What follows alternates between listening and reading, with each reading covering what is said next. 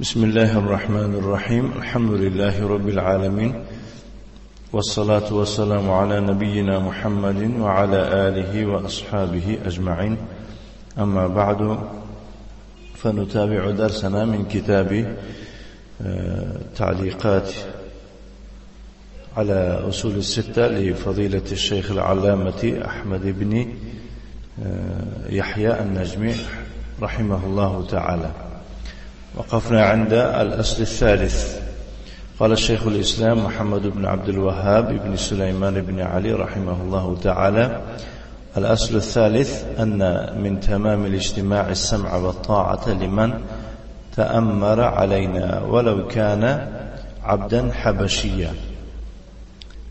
فبين الله هذا بيانا شافيا كافيا بوجوه من أنواع البيان شرعا وقدرا، ثم صار هذا الأصل لا يعرف عند أكثر من يدعي العلم، فكيف العمل به؟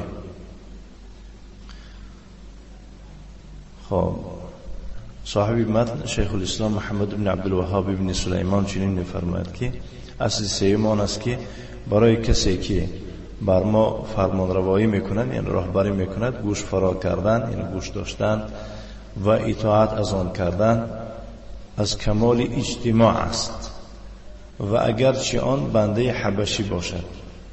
مفهوم؟ گرچه که وی اما راهبر اساساً بنده حبشی راهبر نمیشه، لیکن هم قصه باید که چیکار کند؟ به سبب تقلب، یعنی هجوم کرده راهبر شود، واجب است او را چیکار کردن؟ اطاعت کردن. پس الله این را با بیان قطعی و کفایت کننده با اسلوب از انواع بیان هم در شریعت و هم در تقدیر روشنی انداخت. سپس این اصل در نزد بیشتری کسانی که ادعای علم میکنند شناخته نمیشود. یعنی این اصل بسیار حالی این داران نمیدونن، یعنی ملاها نمیدونن، پس عمل با آن کردن چی رسه؟ حالا عمل اون جانب است. یک کسی خیلی عمل میپرسی که اگر به حالی علم داشته باشه خیلی نه. اینجا معلق تعلیق میگذاره یکی از بفکرم شاگردای شیخ نجمی، یکی از این کتاب جمع کردگی آدم، جمع و تعلیق حسن بن منصور الدغریدی که الدغریدی مهم گفت است که ان الله قد تبين لنا في كتابه، یعنی کی گفتی است؟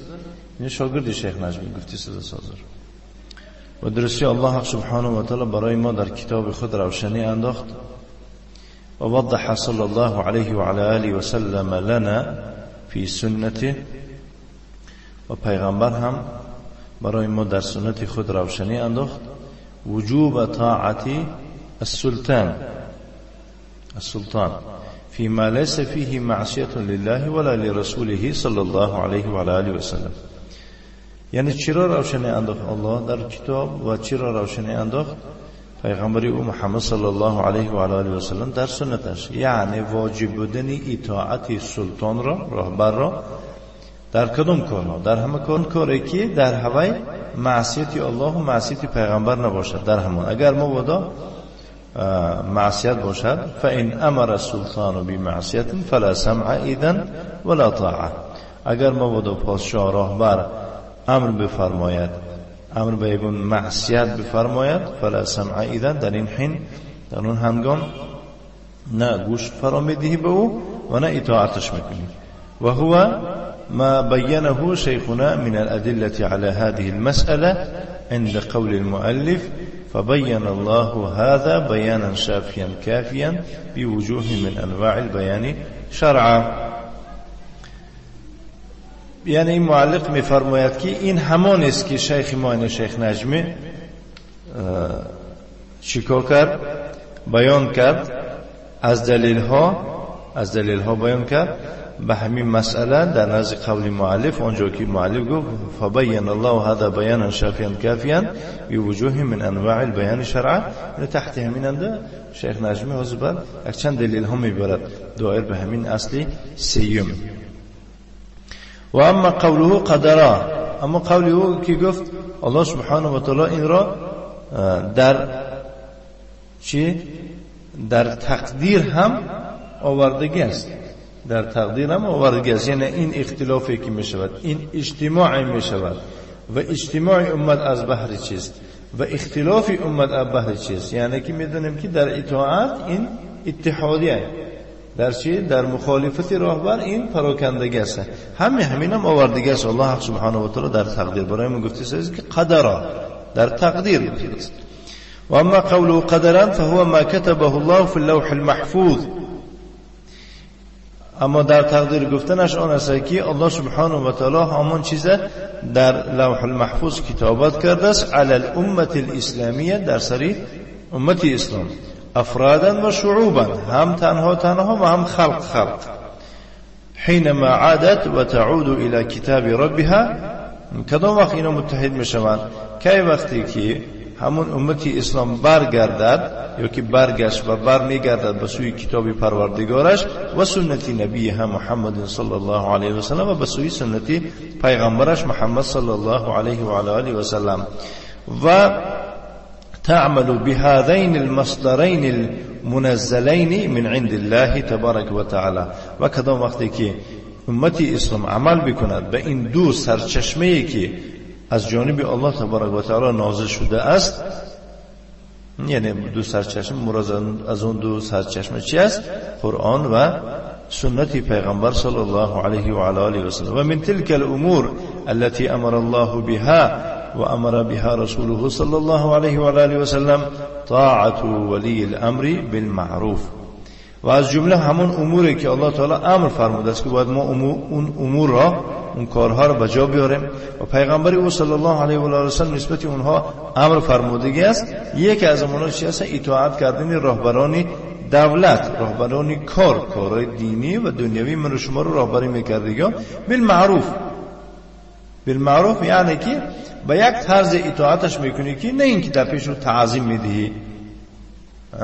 این معروف نیست. معروف یعنی که در شریعت یک اطاعت میکنید که همون اطاعت شما را نسبت راهبر در شریعت شناخته شود، از حدود شریعت، از چارچوبی شریعت بیرون نه. چرا که در پیش صدام چیکار میکردن؟ تعظیم میکردن و سجدهش میکردن. این خیلی نه. مفهوم؟ والاجتماع علیه،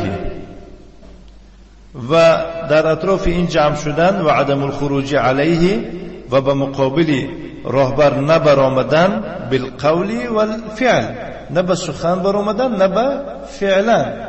زیرا که همون خروج به مقابل یک است به قول هم می شود. یعنی چیکار میکنن انسان ها؟ در گزیت و در مجله و در چیزها، در اینترنت، هر جا یا که در بین مردم اگیتاسیون پروپاگاندا تشویقات میبرن، این هم خروج میشود. ممکن نیست فعلا، یعنی که همون گرد همایی دیگه کارا تشکیل میکنه. فإن الله قد وعد من فعل ذلك بالخيرية والعزة والتمكين في الأرض.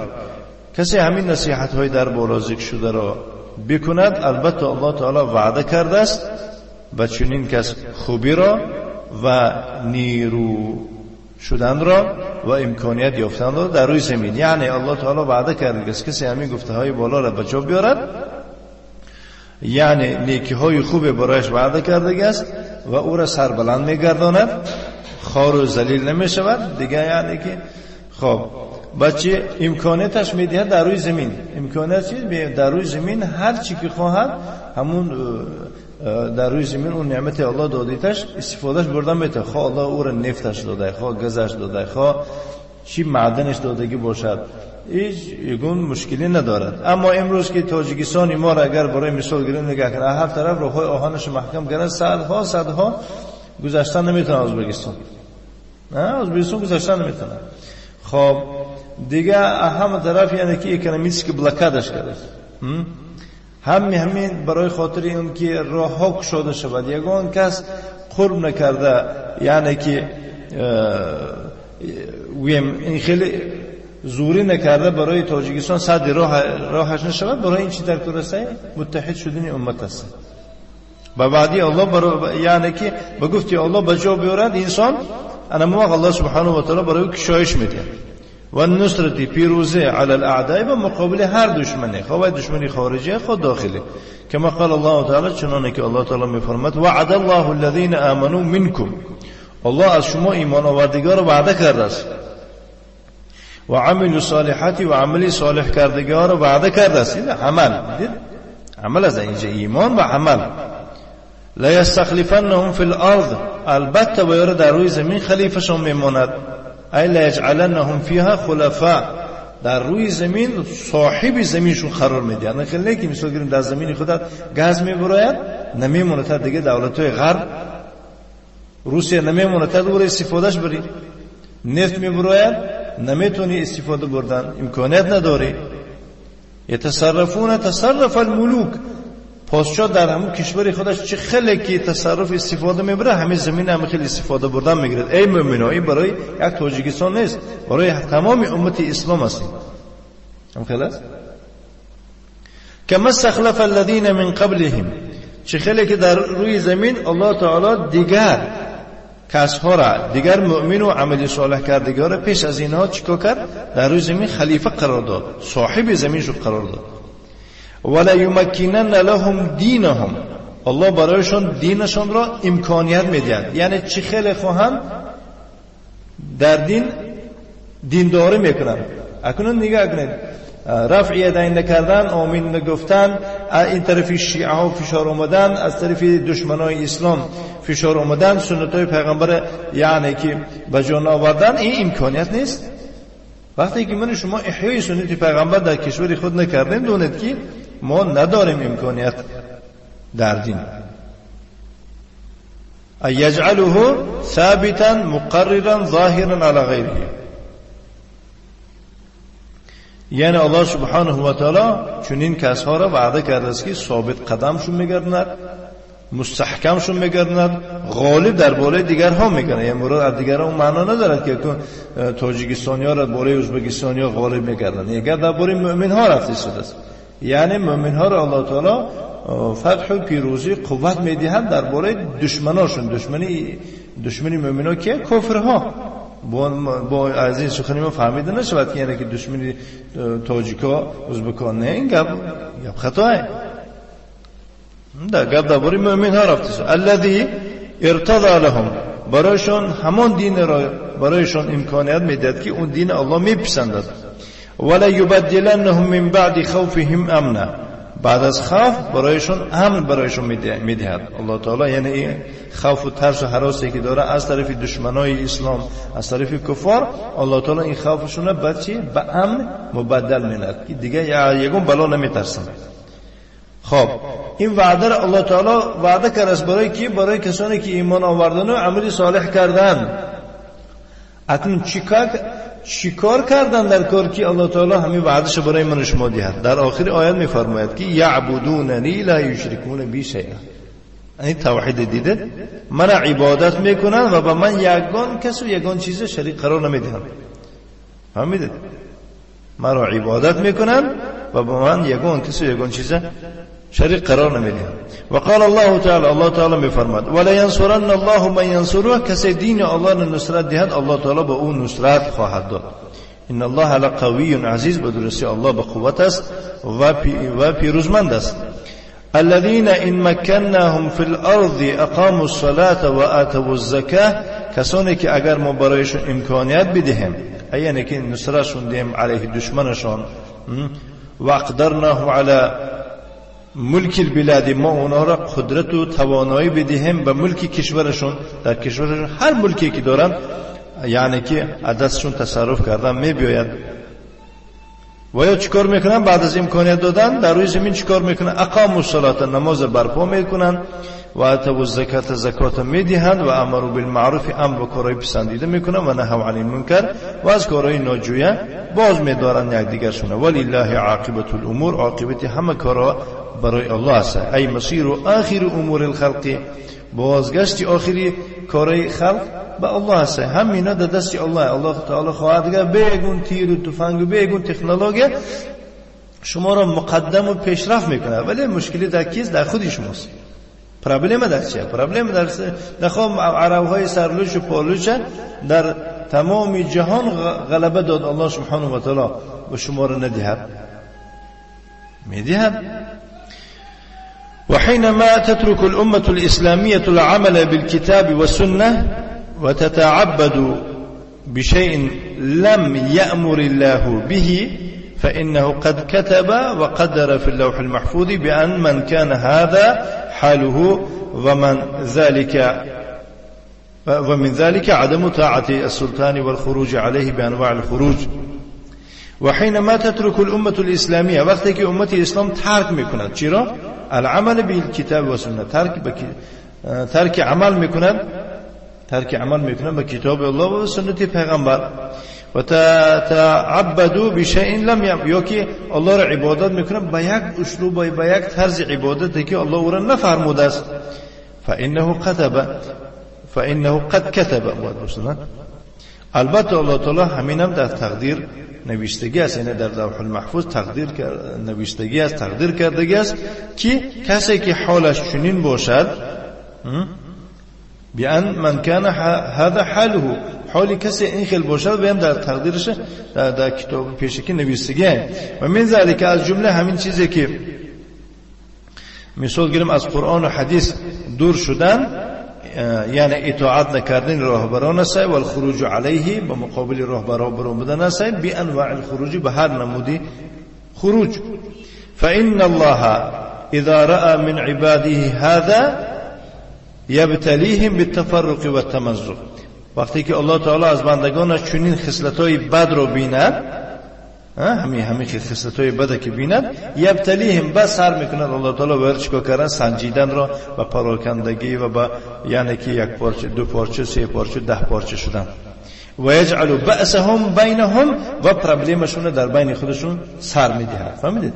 و یجعل بأسهم مشکلشون، عذابشون، یعنی که پرابلمشون در بین خودشون سر میده، یک دیگر فهم نمیشوند. این حزب نهضتش این طرف میکشد، حزب دموکراتش وای طرف میکشد، حزب تحریر اون طرف، و دیگه هم خیلی بین خود کشوکش میکنن. و یسود الفساد والبلاء بین افرادهم. بعد میبینید که فسادی و بلا در بین افراد امت راهبر میشود، یعنی که دزدی و بد اخلاقی و بی ترتیب و بی نظامی در بین افراد امت یعنی که سید می شود، غالب می آید. دیگه زوری دولت هم نمیرسه، دیگه زوری ملا هم نمیرسه، یعنی با داشتن این فساد. کما قال تعالی، چه خیلی که الله تعالی می فرماد ان الذين فرقوا دینهم، بدرستی کسانی که دین خود را پراکنده کردند، اختلافو فی، در دین اختلافا کردند، و کانوا شیعا، فرقه شدند، لست منهم فی شیء، یعنی انت بریء منهم میشه معناش، یعنی تو از اون در یگان دین و آیین و ها نیستی، تو از اونها بیزار هستی. انما امرهم الی الله، کار اینها با الله است. ثم ينبئهم بما كانوا يعملون، بعد الله تعالی اونها رو خبرشون میده در روز قیامت اون کارهایی که کردن. فلنعتصم جميعا بما جاء في الكتاب والسنه، باید که ما چنگ بزنیم همه یک جایه، چیزی که در کتاب و سنت آمده است به او چنگ بزنیم. ولنجعل نصب اعیننا ان كل امر من الله او من رسوله صلی الله علیه و آله و سلم بانه امر واجب الامتثال. دیدید؟ باید ما میگود در پیش چشم ما قرار بدهیم. ولنجعل نصب اعیننا، ما باید که در پیش چشم ما قرار بدهیم، یعنی نور چشم گفته او را قبول بکنیم.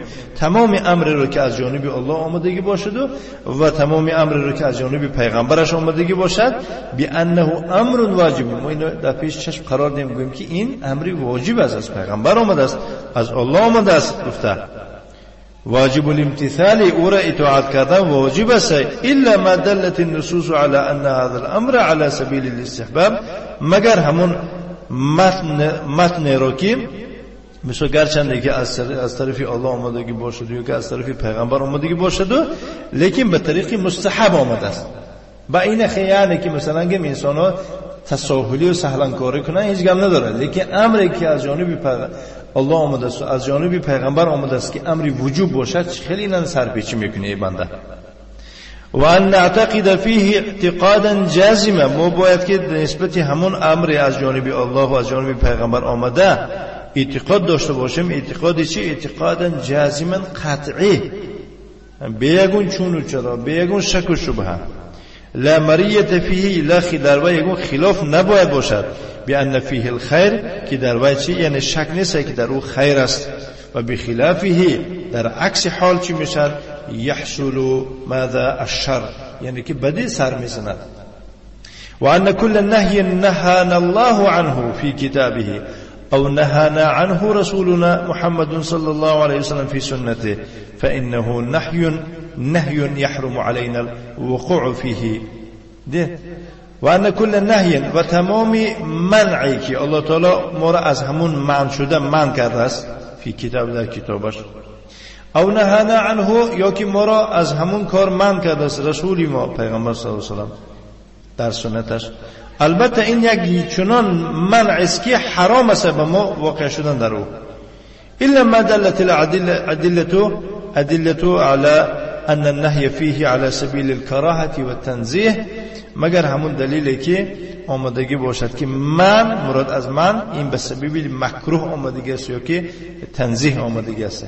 یعنی اگر نهی قطعی باشد حرامه یا خوب، و بعضی نهی است که این همچون نهی قبضمینی نیست، کراهیت میگوییم.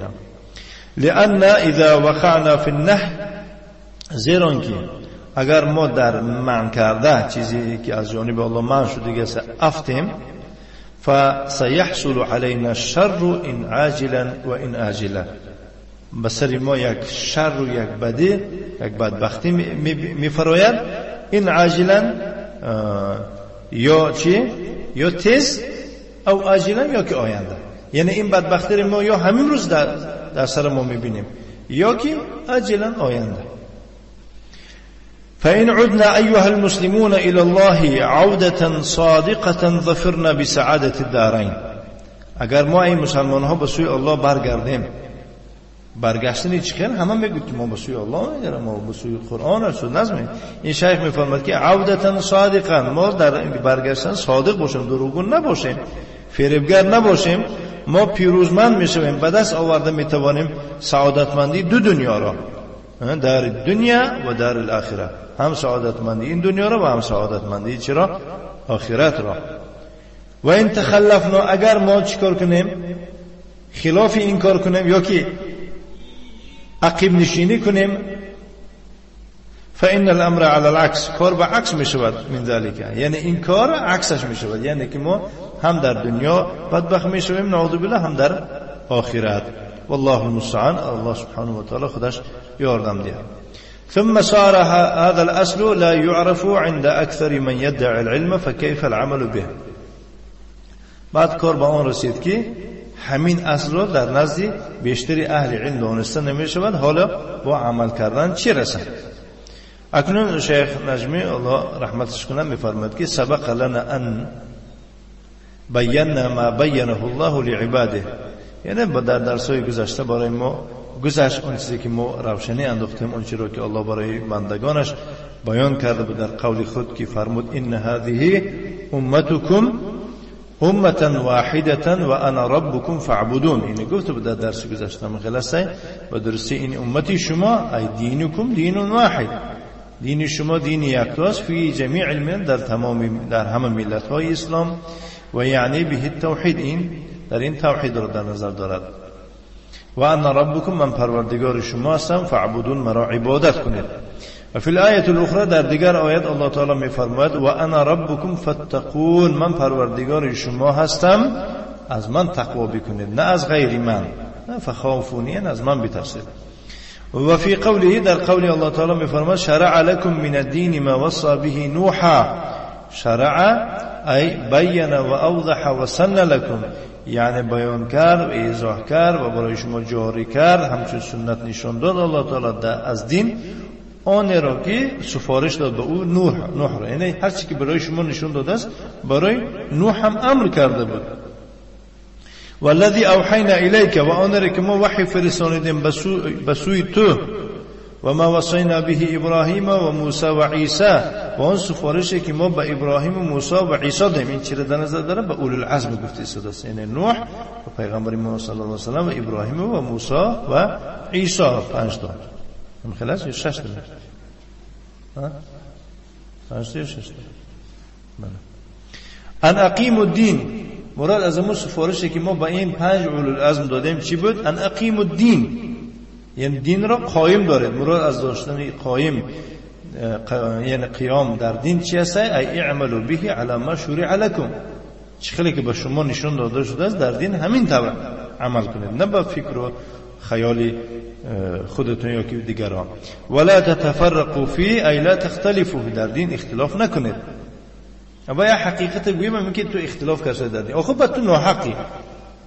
بعضی آدما ممکن متحده همون چیزی است که همون چیزی که مردم گو هویگ میکنه، نه آخه با مردم جاهله، با ملهمو بی سواده، با اون معنا نه مرایم کرخش نمی که اختلاف میکنه.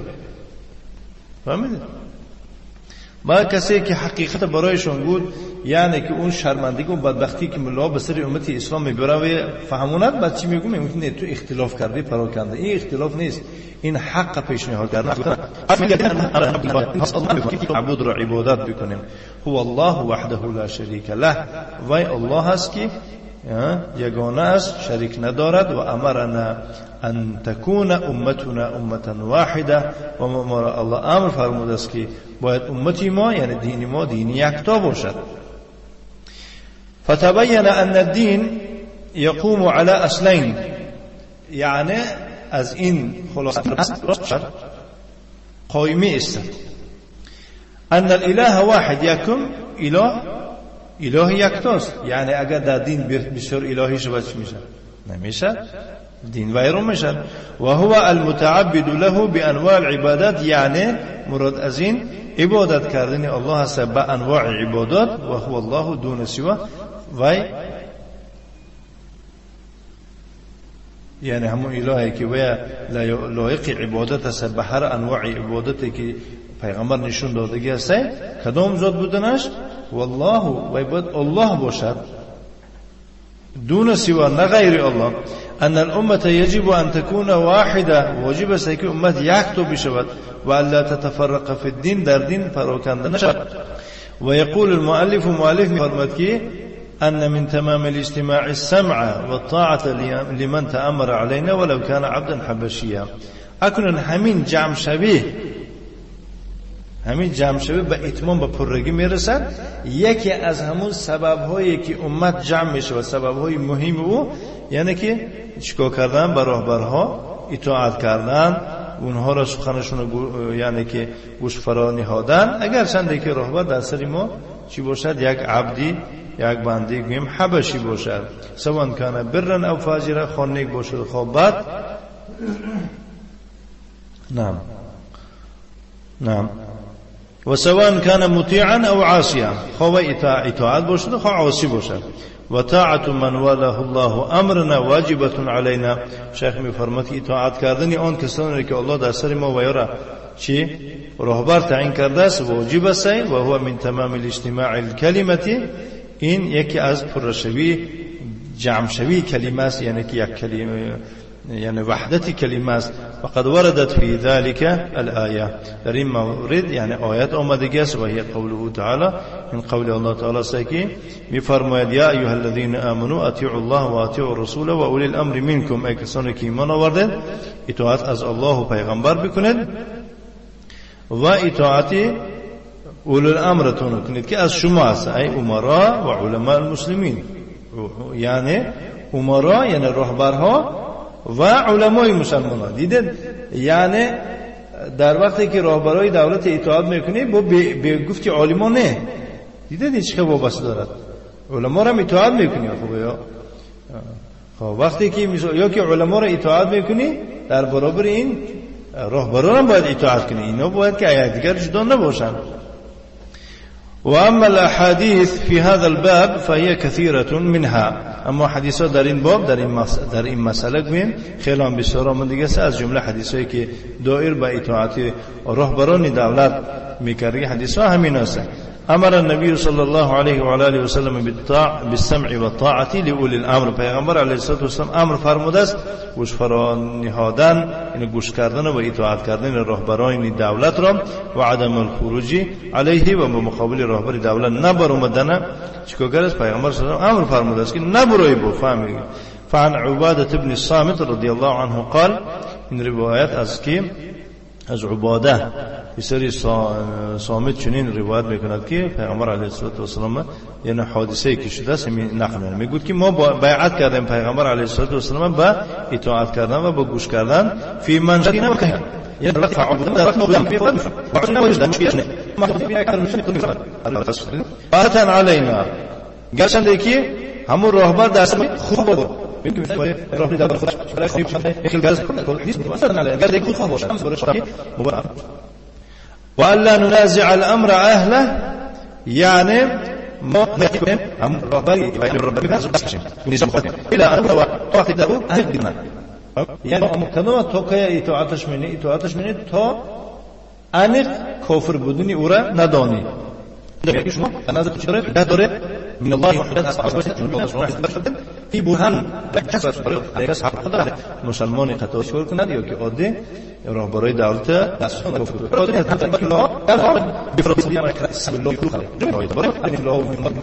گرفته راهبرای دولت کفر گفته دولت بتون به سرسونی و سرگردانی میبرن، بعد چیکار میکنن؟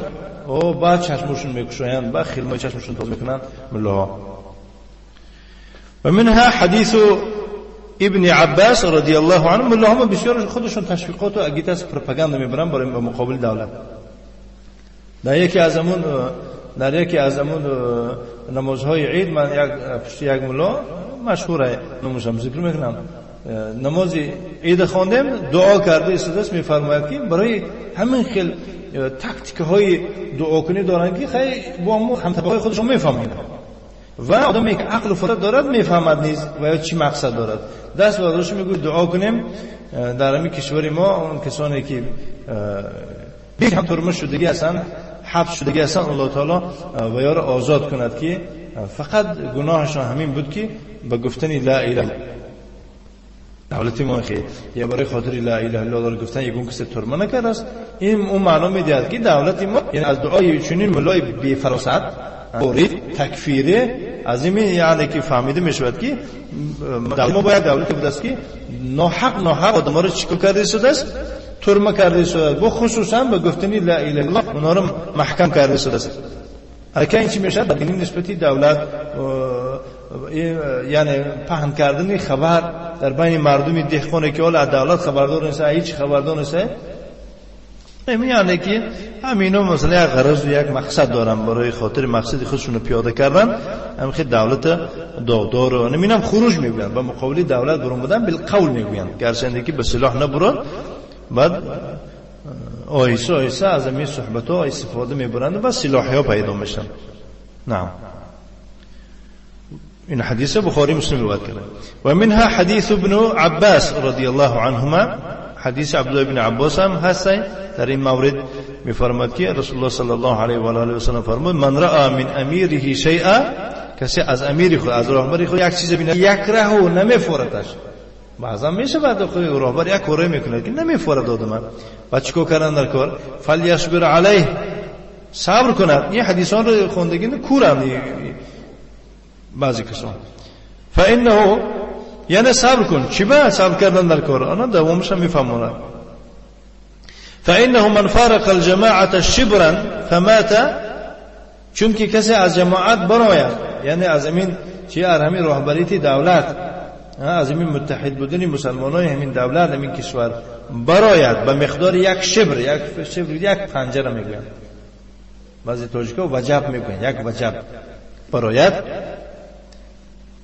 یعنی گریز در دولت و مقابل دولت یک خیلی که میکنن گو 5 کس 10 کس 15 کس 20 نفر میشه بنو یک کوه شکار میکنن، خوراکی گرفته برده و یعنی که سر میکنن، با وقتی که دولت اونا رو میزنن زورشون که نمیرسه بعد چیکار راه گریز پای میبرن.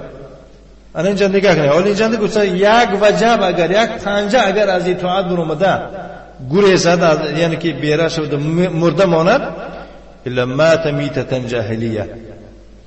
مردنی او و مانند مردنی دوران جاهلیت است، یعنی که موافق به سنت مردگی نیست، نه شهید نه هیچ. اینه که با مقابل دولت برآمدن چقدر، یعنی که بیچاره لشکرام رو کشتن خیال تو و یا رتبه میبرن، همش حرام میبرن. همین حدیث گفته است که یا مردنی و یا مردنی جاهلیت. بالعکس اون جوانایی که بیچارهایی که برای حمایت اسلام و برای حمایت آرامی امنیت کشور مبارزه بردن، ان شاء الله باید درجه میبرن. اخرج البخاری و مسلم. در که این جوانا از امت اسلام، اینا از چند از امت اسلام هستند و یا کجا و یا برآمدن. و منها حدیث عوف بن مالک رضی الله عنه، از جمله حدیثی عوف بن مالک رضی الله عنه، خیار ائمتکم الذین تحبونهم، بهترین امام های شما کسانی هستند که تحبونهم، شما و یا دوست می‌دارید، و یحبونکم، و شما رو و یا دوست می‌دارن. از کجا می‌دونیم که تو دوست نمی‌داری؟ خب نگاه، تو و یا دوست نمی‌داری، بگذار که تو دوست نداری. بعد کجا می‌دونی که وای تو رو دوست نمی‌داره؟ یعنی مشکلی در کجا هست؟ مثلا میگن که بعضی کسا همین حدیث میگیرن و با فکر خودشون میگن که اینا راهبرای ما راهبرای بد هستن. و میگه از کجا میدونی؟ و میگه اینجا پیامبر صلی الله علیه و آله میگه بهترین امت شما، امامهای شما، راهبرای شما کسانی هستند که شما و یا رو دوست می‌دارید و یا شما رو دوست می‌دارن. یعنی باید دو جانبه باشد، باید همین بدبینی دو جانبه باشد، یا که یعنی که محبت هم دو جانبه باشد. یک جانبه بها دادن نمیشه. بهترین امامای شما کسانی هستند که شما و یا رو دوست می‌داره و یا شما رو دوست می‌داره. و تصلون علیهم، در پسشون نماز میخونه، و یصلون علیهم، در پس شما نماز میخونه. و شرار ائمتکم الذین تبغضونهم، بدترین امام های شما را برای شما کسانی هستند که شما و یا رو بد میبینید و یا شما رو بد میبینند. و تلعنونهم و یلعنونکم، شما و یا رو لعنت میکنید و یا شما رو لعنت میکنند. خب اگه کی میتونه از این حدیث گفتن که و اینا راهبرای بد هستن چون که ما و یا رو بد میبینیم و تو بد میبینی، آیا وای هم تو رو بد میبینه؟ سبحان الله. بسیار با یعنی که کودکا هستن که پدرش لطش میکند، هم خیلی سعی بعد نه با اون معلوم ندارد که مثلا گیریم کودک با لط کرده بچه فرزندش بد میبینه، یا معلوم میشه که یکون بی ادبی کرده که اون لطش میکند، چیزی که لایق شود میره. همین دولت هم بعضی کسا هم خیلی لط میکند، محکم نکنه دیگر و بی ترتیبی بی نظام میشه. با اون معنا ندارد که مثلا این دولت ما رو بد میبینه، برای ما رو زده ایستاده است. مفهوم؟ اما خیلی چیزای نازکی ها دارد آخه.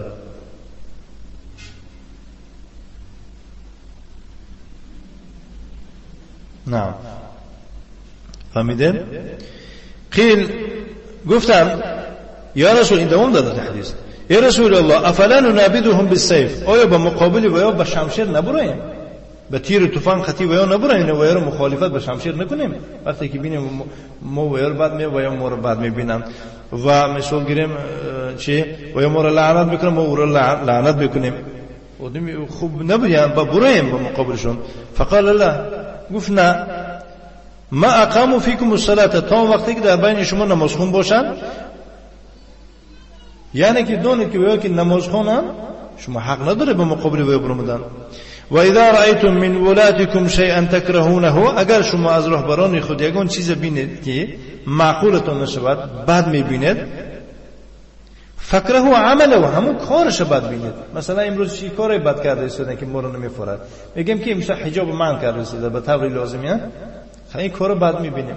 با چی من کرده ایستاده؟ ریش مونده من کرده ایستاده است مگر به سن سالی معین، خیلی که خبر اومده سالی انق نه. خب باید چیکار کنی؟ همین کار بد دیدن در کاره. اما دوامش چی؟ ولا تنازعوا يدا من طاعته، لیکن از طاعتی او دست نکشید، میگه پیغمبر علیه السلام. مفهوم این حدیثه؟ مسلم روایت میکنه. و منها از دیگر دلیل ها است که حدیث عبدالله بن عمر رضی الله عنهما يقول سمعت رسول الله صلى الله عليه وآله وسلم يقول من خلع يدا من طاعة لقي الله يوم القيامة لا حجة له. دیدن این صحابه کرام میفرماید که من شنیدم پیغمبر علیه السلام چنین میفرماید کسی که دستش را از طاعت راهبر بگیرد در روز قیامت با الله ملاقات میکند که لا حجت له، حجت ندارد. الله میپرسه برای چی از اطاعت رهبر برآمدی؟ او حجت پیشنهاد کردن نمیتواند. و مات، چنین کس وقتی که میرد وليس فی عنقه بیعه، و بیعت نداشته باشه، یعنی که همون راهبرش برای خود همچون راهبر قبول نکرد باشه. من راهبر من نیست. بعضی کسا میگه که هر راهبر دولت گفتی وای راهبر شما می راهبر ما نیست. یه وقت پاسپورت گرفتی نگفتی که این پاسپورت من نیست. شهادت نامه تولد برای فرزندت گرفتی نگفتی، پنسه گرفتی نگفتی این پنسی من نیست. همه خلاصه و هاکذا چیزایی که ارتباط به دولت و به حکومت دارد. آخر وقتی گرفتن هم ده دلیلت چی بود؟ خیلی شیخ محبت دلیلت شکمت بود. چنین کس یعنی میرد ماتا میتتن جاهلی، اینم جاهل میمرد، یکو اجر ثواب نمیگیرد. حدیث مسلم روایت میکنه. وعن انس بن مالك رضي الله عنه، انس بن مالك بن النضر الانصاري رضي الله عنه قال رسول الله صلی الله علیه و آله و سلم، انس بن مالک روایت میکند که پیغمبر علیه السلام چنین فرمود اسمعوا، گوش کنید و اطیعوا و اطاعت کنید و این استعمل علیکم عبد حبشی، گرچه که در سر شما یک بنده حبشی را چیکار کنند؟ راهبر تعیین کرده شود. که ان رأسه زبیبه، گرچه که موی سری او مویزک باشد. حدیث بخاری روایت میکنه. ولا حدیث فی هذا الباب كثيره، یعنی در این مورد حدیث خیلی بسیار هستند. یأمر الله سبحانه و تعالی على لسان رسوله صلی الله علیه و آله و سلم بطاعت السلطان و عدم الخروج علیه. الله سبحانه و تعالی در زبان پیغمبرش که به زبان پیغمبرش امر میفرماید اطاعت کردن راهبرها را و علی اونها نبرآمدن را. بیان الله هذا بیانا شافیا فی مواضع کثیره. الله سبحانه و تعالی در بسیار جاها بیان روشنی انداخته که شفا بخش و انسان باید قانع شود. ولی قانع نشه دیگه اینا خودشون قانع نیستن. فلا داعی للاطاله فيها، یعنی که حاجت نیست و اینا درباره اینا بسیار آوردن، یعنی که خیلی هم دلیل بسیار است، حاجت نیست چی بسیار گپ درست کردن در این مورد. فمن کان مؤمنا بالله، شیخ در آخر میفرماید که کسی ایمانی به الله داشته باشد و مؤمنا برسول الله صلی الله علیه و سلم، ایمانی به پیغمبر داشته باشد، فلیتق الله، از الله بترسد، ولا ينزعن يدا من طاعه، دستش از طاعت راهبران نگیرد. فان الخروج يعم، یعنی به مقابل راهبرها برآمدن این عمومی است. الخروج بالقول والخروج بالفعل، یعنی به همون دهنم، یعنی که به زبان هم گفتن تو این خروج میشه علیه راهبر، و به فعل برآمدن هم اینم، یعنی که به چون و چرا به مقابل راهبر برآمدن میشه این خروج. یعنی والمنازعه تعم المنازعه، یعنی که مخالفت ورزیدن به راهبر اینم عمومی میباشد. فی القول والمنازعه فی الفعل، هم در سخن میشه هم در فعل میشه. یعنی خیلی که هم به مقابل راهبر تیر و تفنگ گرفتن برآمدن این خروج میشود، گناه بزرگ است. از دایره اسلام برآمدن، از جماعت مسلمانان برآمدن. همین کسی که تشویقات و ترغیبات در پنهانه به افراد گفته تشویقات برای دیگر، اینم چی میشه؟ از جادی شریعت برآمده، از جادی شریعت از جماعت مسلمانان برآمده، به راهبرها مقابلت نشان دادگیره، گناهش میگیرد. و صلی الله و سلم و بالله توفیق. صلی الله و سلم علی نبینا محمد و علی آله و اصحابه و سلم تسلیما مزیدا.